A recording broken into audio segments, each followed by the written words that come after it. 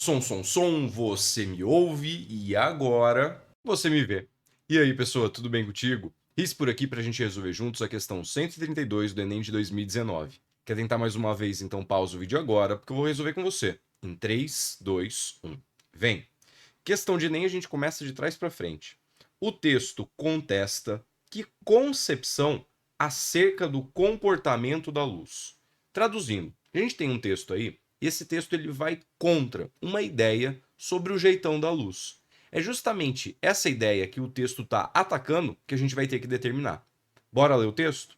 Quando se considera a extrema velocidade com que a luz se espalha por todos os lados, e que quando vem de lugares diferentes, mesmo totalmente opostos, os raios luminosos se atravessam uns aos outros sem se atrapalharem, compreende-se que, quando vemos um objeto luminoso, isso não poderia ocorrer pelo transporte de matéria que venha do objeto até nós, como uma flecha ou uma bala que atravessa o ar, pois certamente isso repugna bastante a essas duas propriedades da luz, principalmente a última.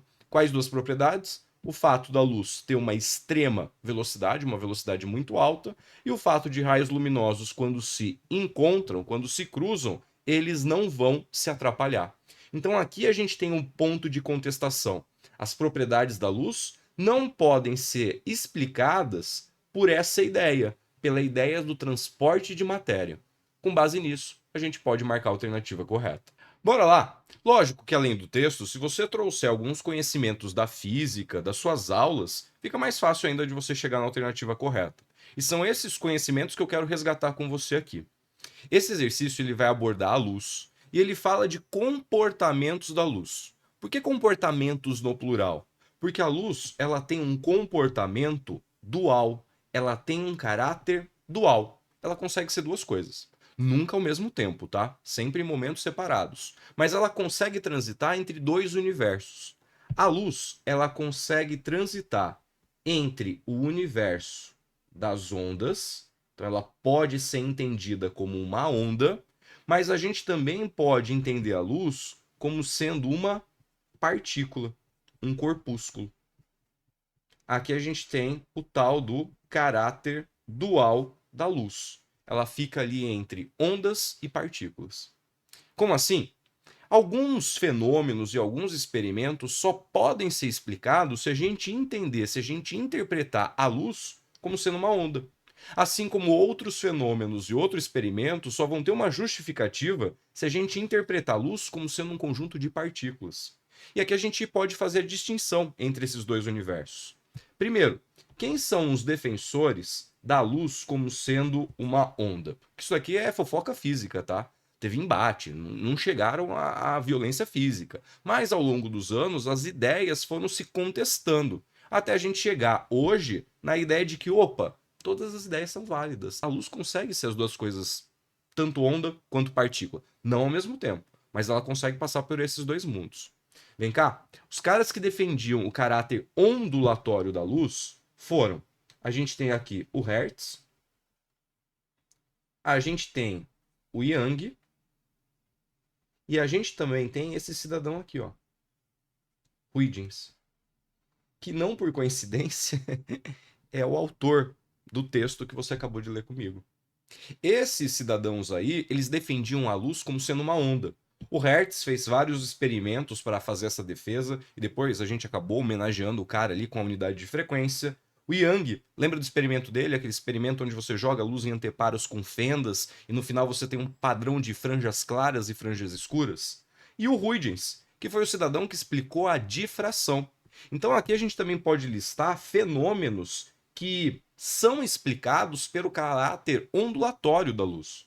A gente está falando aqui de interferência, quando ondas se encontram, interagem, mas depois cada uma segue seu caminho como se nada tivesse acontecido, sem se atrapalhar, e o fenômeno da difração, que é a capacidade de uma onda fazer curva, que foi explicado pelo Huygens. Ok? Já no mundo das partículas, a gente tem esses caras aqui defendendo o caráter de partícula, a teoria corpuscular da luz. Bom, o Newton, E aqui, quando ele falou que luz era partícula, todo mundo aceitou, né? Porque, pô, você vai discutir com o Newton. Depois a gente tem o Planck. E a gente também pode listar aqui o Einstein. Para eles, a luz era um conjunto de partículas. Até a gente chegar na física moderna e entender esse conjunto de partículas como partículas que têm massa igual a zero. São os fótons que a gente está falando aqui. São pacotinhos de energia. A gente fala lá que cada pacotinho ali é um quanto de energia, eles transportam a quanta de energia da nossa radiação. E aqui, para ilustrar o caráter de partícula, a gente pode pensar no efeito fotoelétrico. Lembra do que é efeito fotoelétrico? Você joga uma radiação numa placa metálica e, dependendo das características dessa radiação, dos fótons que estão chegando, eles conseguem arrancar elétrons da placa. Ok? Então, esse é o contexto. A luz pode ser entendida como onda ou como partícula, nunca simultaneamente, sempre em situações separadas. Tem até um nome chique para isso, tá? Chama princípio da complementaridade de Bohr. Ou a luz é uma onda, ou a luz é uma partícula. Ok? O exercício, ele não está falando que, olha, essas características aqui da luz não poderiam acontecer se a gente pensasse ali em transporte de matéria como se a luz fosse uma flecha ou uma bala cortando o ar, como se a luz fosse uma partícula atravessando o ar. Então, essas propriedades só são possíveis porque o cara que escreveu o texto não entende a luz como sendo um conjunto de partículas. Ele está discordando, ele está contestando essa teoria, a teoria corpuscular da luz. Vamos procurar por uma alternativa que diz isso? Letra C. O texto contesta o modelo, a teoria corpuscular, que era defendida pelo Newton e descreve a luz como um feixe de partículas. Partículas essas chamadas fótons. A nossa alternativa correta é a letra C. Aproveita para deixar sua curtida, se inscrever no canal e ativar as notificações. Assim, você fica sabendo quando um novo vídeo for postado. Agora é contigo. Bons estudos e até a próxima. Beijo, pessoa!